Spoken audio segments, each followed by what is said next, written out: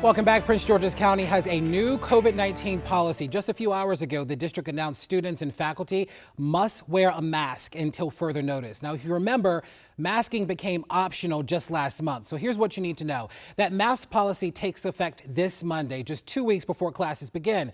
Officials say that the health department recommended the change because of the new, more contagious variant of Omicron of COVID-19. Now, the new policy comes just one day after the CDC made its own change to its COVID-19 guidelines. Those changes including no longer recommending 6 feet of social distancing. Anybody exposed to the virus will no longer have to quarantine, but should wear a mask for 10 days. Recommendations on masking indoors, especially when levels are high, remain the same. Now, as students head back to class, we're looking out for your family's health tonight. Our Matthew Torres in studio breaking down how local school districts are responding to these updated CDC guidelines. Matthew.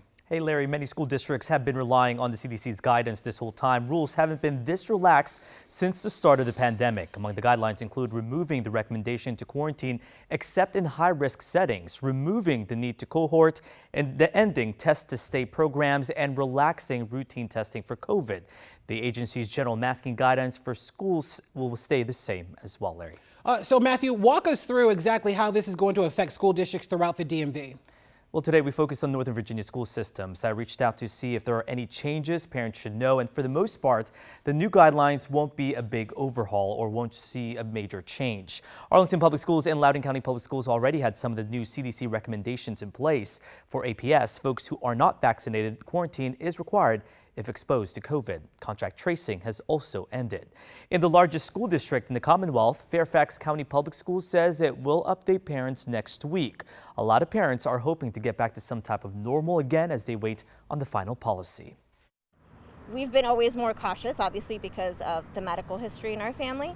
But I think as long as you make smart choices, you plan ahead, you do the things that you need to do to keep yourselves and others safe, I think you can live a relatively normal life. I think it'd be reassuring for the school system to put out a new set of guidances to just clear up any questions that families may have. Alexandria City Public Schools says it's also reviewing the new guidelines. Right now, masks are optional and people who test positive must still isolate.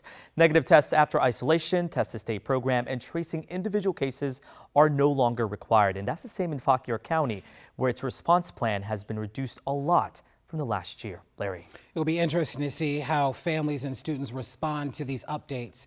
Matthew Torres, thank you so much.